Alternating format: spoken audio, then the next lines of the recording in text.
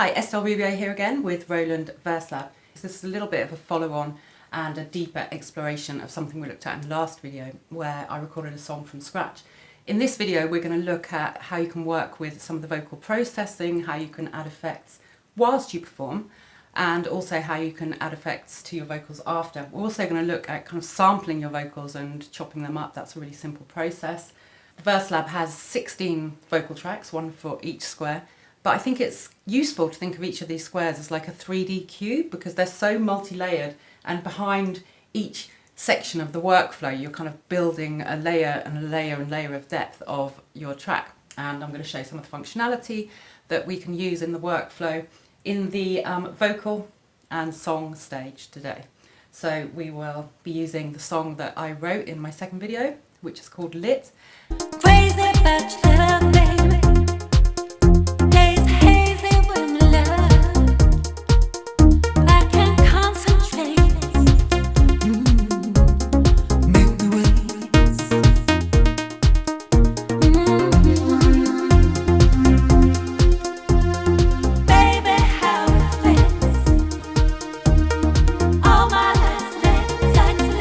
Also look at some of the final mastering processing, and we'll look at kind of using compressors, de-essers and some of the limiters and bouncing your final track down into a WAV in the mixdown part of the workflow. So one of the first things I just want to show you about working with vocals is how to use sampling. So we didn't discuss this in the last video, and obviously you can sample anything, not just a vocal. You can use a microphone, you can use a hand clap, you could sample a guitar or anything, you know, you can sample kind of any sound, or even as I show you just one tiny section of the vocal.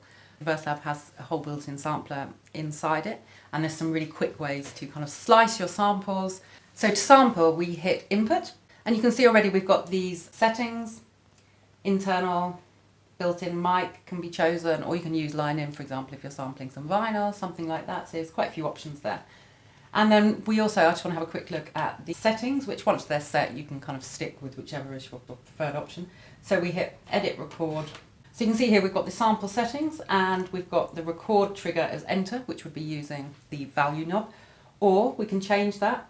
We can also have a record trigger based on the decibel of what you're recording. Now this is quite good if you want to get, you know, that first bit of your sample already nicely kind of trimmed and just coming in exactly as you reach the threshold essentially. So you can set these to kind of -6, -12, -24. I'm going to stick with the enter for the moment because then I'm just in control. I can just press the value knob and I can start.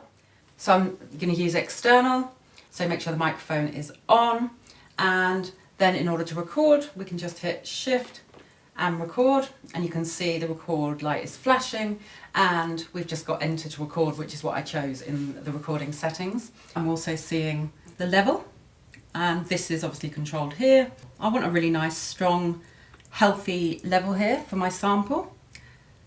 And you can see if I go too loud, it gives me the little red light. So I'm just going to turn that down. Always experiment, like if you're doing a clap, for example, you can see it overloads really easily. So depending on what you're sampling, play around a little bit, because it's always better to focus as you're making your sample on the way in to get the best possible quality sound and signal to noise ratio. The song's called Lit, so I'm just going to say the word lit slightly melodically, and then I'm going to show you some of the automatic slice options that you can use with the VerseLab. So I'm going to hit enter. Lit, lit, lit, lit, lit, lit. So let me just end that there. So that is now complete, that sample. I was doing a few different variations there just to kind of show you how the slicer is going to work. So you can see now a window is open saying sample edit, and you can see it's on slice execute at the moment, but I want to go to slice level first. So you can obviously use the value knob to scroll along here. And obviously, really importantly, we want to hear what it is we recorded. Now the load button previews our samples. Lit, lit. So you can see when it flashes, it's lit. telling us that we've got the sample lit. there. And you can choose a normalized level, and I'm going to scroll along so we can normalize that sample, just to boost the levels and make the signal noise ratios as high as possible. I always kind of recommend doing this because it just means later on you don't have to deal with volume issues. So I'm just going to normalize that sample there, and then I'm going to choose the slice level. Now the slice level will choose basically whether or not I want it soft or medium or hard slice level. I'm going to choose the hard slice level because these were quite kind of definitive, separated words, hopefully with good pronunciation. So the VerseLab will be able to choose a lit for me, and I'm going to select that.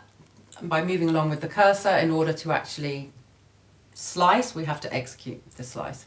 So that's now what I'm doing, and I'm just going to hit the value knob, enter, and you can see now it's very quick. Now again, we go back to using the load, and you can see now it's saying preview of the slices, and it's sliced what I did into 97 sections. Obviously I didn't sing 97 sections, so I'm going to listen through until I find one.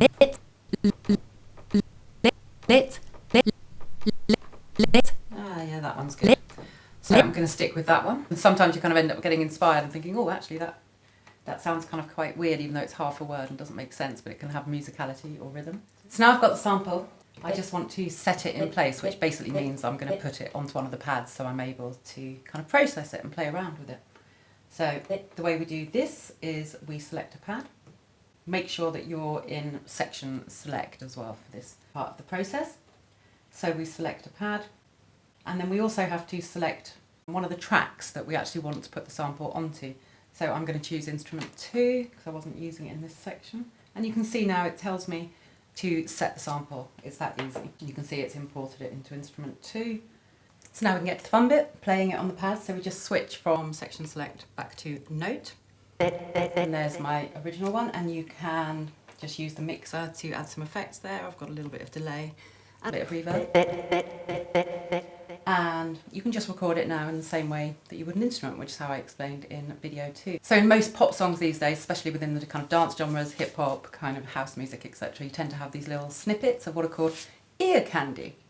And this kind of shows you how quickly it is to make those. And you can hear here we've got the very, very high-pitched samples. I'm going to hit record, make sure I've got my measure set correctly there to 2 parts.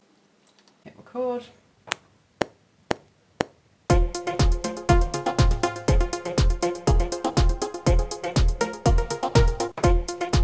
So now we've got our little section. And obviously you can then add the vocal processing as well to this. We obviously just looked at the kind of basic mixer effects.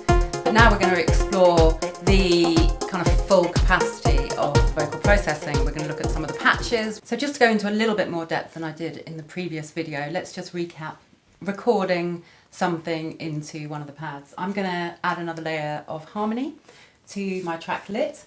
And you can see here I've got an empty pad which is flashing, and before I actually start to record I want to add a little bit of vocal processing while I'm recording. So you can choose to add your vocal processing before and while you record, or you can then add it or change it afterwards. So we'll be looking at both of those steps of the process. So the first thing I do is make sure my microphone is on. And then the second thing I do is I want to press edit and vocal processing, and this will take me to the vocal processing menu.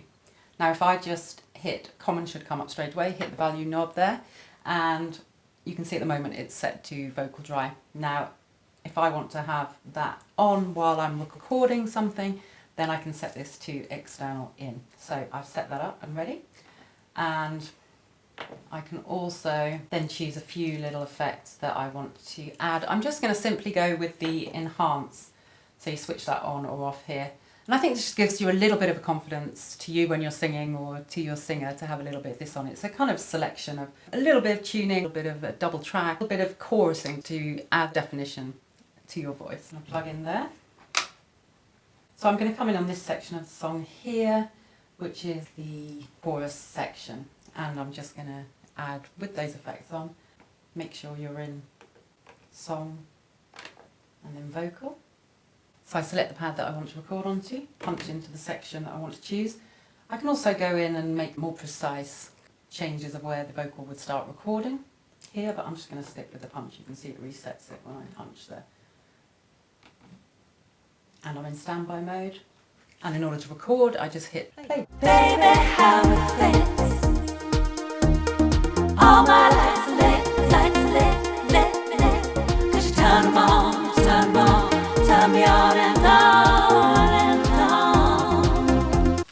see that square is flashing, and I can just immediately play what I've recorded.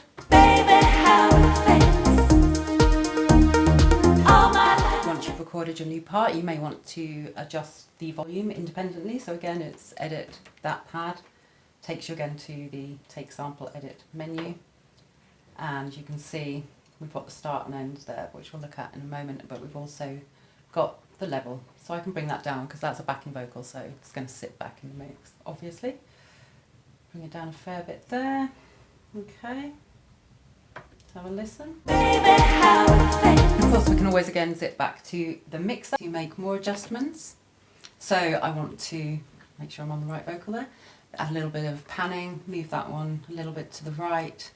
I can also make some adjustments to the frequencies, and these are actually very, very sensitive, so let's just play a little bit of the song through.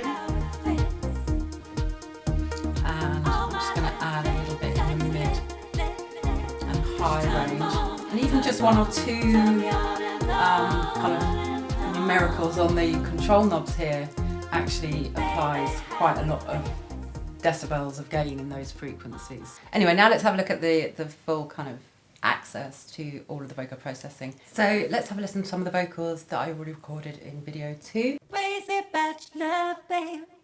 So that is it, completely dry. Now obviously we discussed before just using the mixer where we've got nice delay and reverb sense, so I can just add a little something. We can add something there, that's one option. But where it really gets fun is when we get into the vocal processing mode. So obviously this is on and off here. So in order to turn it on, but to send it to this pad and to this vocal that we want to affect, we hit edit. And you can see now we've got the take edit window has opened up. We can select, we want to look at the out as sign, and we want to, you can see we've got a few different options there. It was on dry, and we just want to set that one to vocal processing. And then we can just go shift vocal processor, make sure it's on. And this is how we can access vocal patches, which are basically presets with some of the vibes that you're likely to hear in today's kind of pop music essentially, but spanning hip hop, pop dance. But let's have a listen, that's the best way. So we've got double tracking, which kind of gives it that thickness and depth. Dusty Springfield was one of the first people to use this. I think with Abbey Road Studios potentially even invented this. And it just gives that thickness to the sound. Hip hop's quite cool, gives us some little harmonic, some harmonic sounds. And the pop one is a very good choice. And these will be using a selection of the other effects that we're going to find as we explore further into how you can create your own signal chain as well. Kind of tinny radio sound. And the ones I really like are these kind of harmony engines. And actually I like the male kind of chorus of. And when you listen to the finished song in my video 2 that I gave you a little clip of, I was using a selection of some of these. Some of them are kind of thirds, fifths. And obviously you can build these up with your own multi-layering. Here we can also access the vocal EQ, the low gain and the high gain, and mids. For example, the low cut. Generally with a vocal we will cut off a fair amount of low frequency to kind of remove that muddy feeling from a mix. And then we've also got the auto-tuning menu. At the moment I've got that switched off, but we can turn that one on as well. And we've got a selection of different harmonies as well that we can access there. And here you can choose the level of the harmony. So this gives you much more control than when you're using the patches. This enables you to create something specific to that song. The patches are a great way to get going, but there's also those 3D squares, that ability to go that step, that layer. So at the moment I've got these ones are off. And I've got the vocal harmony 2. I've just set it to a third because thirds and fifths generally are the harmonies that seem to fit the modern pop sound the best.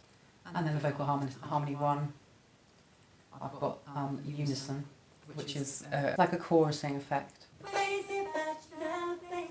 Now another thing we've got in this menu here is we've got a vocal positioning.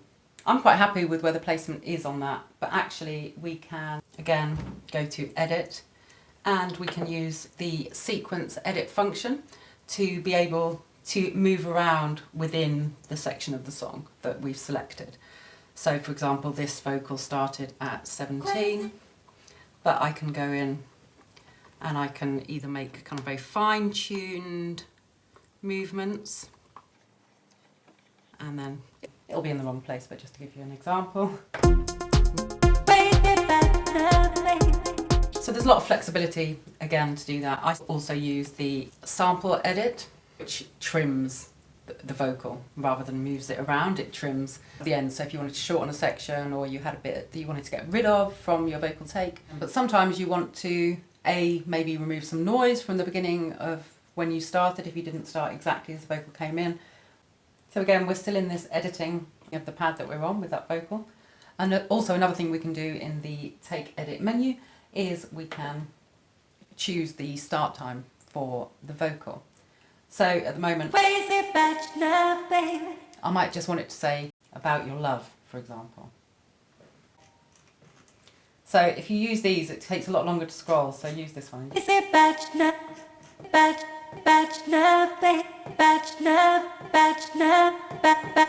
So you can see how quick it is to move around those start times.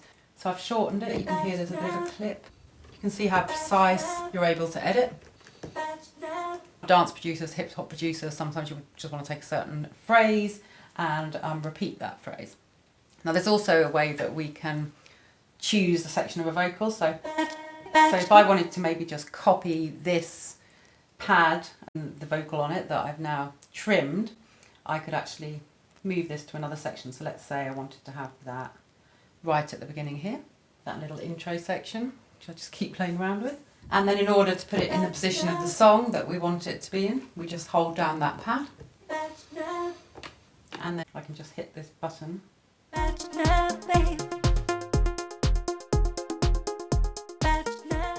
And I've moved it into another section of the song. So it's really flexible in terms of being able to move the sections around, you know, without, I know we're very used to using the kind of linear door approach, but actually once you kind of get used to the pads, there's actually quite a lot of flexibility that you can play around with there. So I'm just going to make a few adjustments to the vocal that I transferred from this pad to here. And copy to another pad. I've actually recorded some vocals into a lot of the pads here, so I'm kind of using all of the 16 tracks at the moment. But these aren't necessarily vocals that I want to use, and I've got some kind of awful takes that I just want to get rid of. Crazy. And you can see I've got some squares that are dimly lit and some squares that are much brighter. And that is because some of the vocals are muted. So in order to unmute them and listen to them again, because I want to get rid of some now, mixer, M for mute, multi-purpose when you're dealing with the pads. So we hit mixer, and then you can see I've turned this one back on. There's something terrible vocal. So I just want to clear this one. So you can see this is take 7, it's showing me there. And if I just hold the clear button and then I hit that pad, the window pops up with clear vocal take. And you can see now it's reverted to record standby, so that is now an empty pad again. So I just want to show you how you can give a different set of vocal processing to each pad, and to do this we hit edit, we click that pad, and you can see we get the take edit menu. So here we can add things just specific to that take, and we select, we go in, and you can see at the moment we've got a selection. We're on dry and we want to set that to vocal processing as well. So now go into the vocal patch, for example.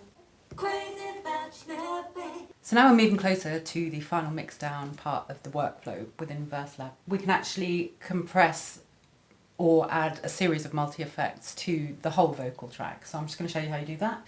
Edit, hit vocal. You can see now we've got a vocal effect window, and we've got a selection of multi-effects, some extra reverb sends, and we've also got our compression. Now on the final version that you did here, I had added some compression to the vocal.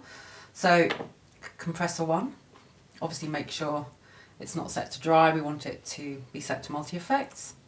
And then we can attenuate threshold.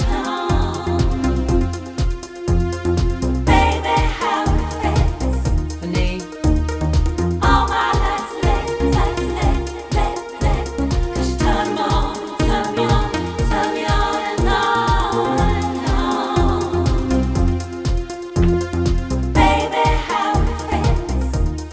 Change the ratio. A nice healthy 2.1 there. And we can use that to just give the vocals more density and punch in that final part of the mix. And you know, we're getting near to the point where we can actually bounce this down now. Now when we're working with vocals, you may not all be a vocalist like I am. You may want to be working with a collaborator. And if they have a VerseLab, then there's an easy way for them to export and send them the files. And there's also a way that you can then add those to one of the pads. So let's just now select an empty pad, for example, and we can edit pad.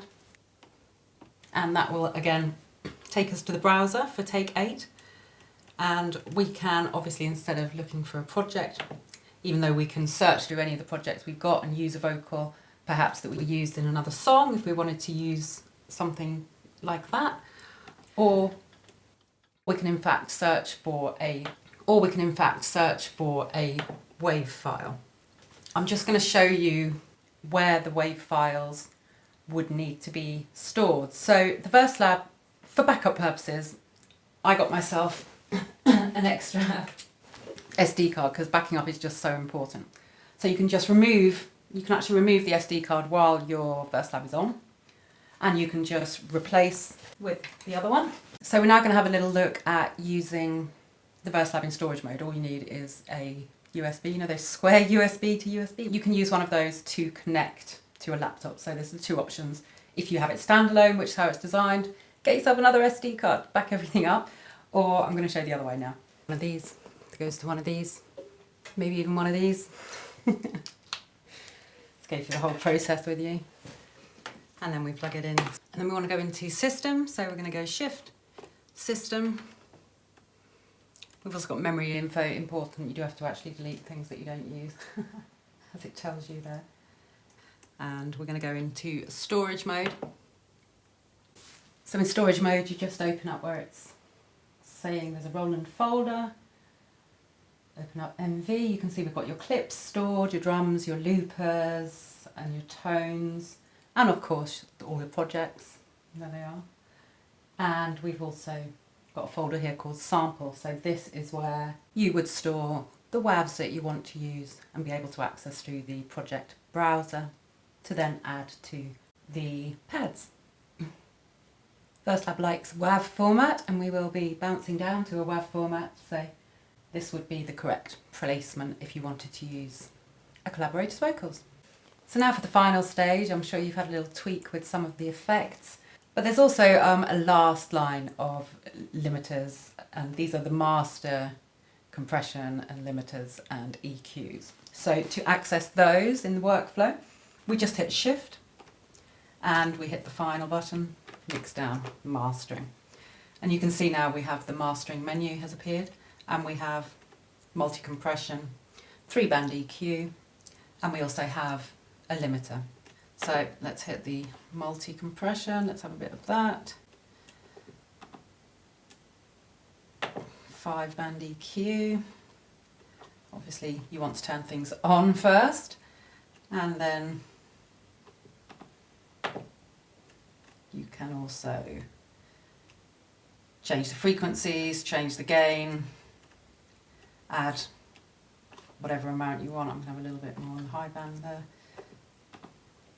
And then finally, very important, we've got the limiter, and I'm going to have the ceiling at -4 there.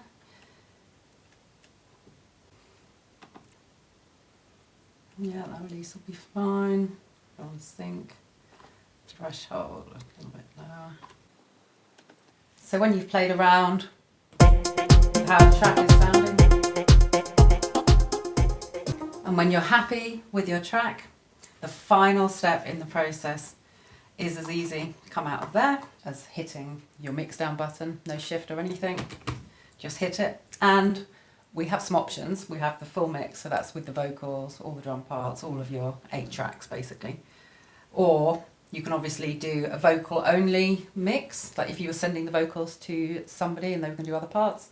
Or you can have the instrumental version. Usually when I bounce, you do an instrumental version in case you need to do something live or things like that. So all of the options are catered for here, but we're going to go for a full mix. And you can see now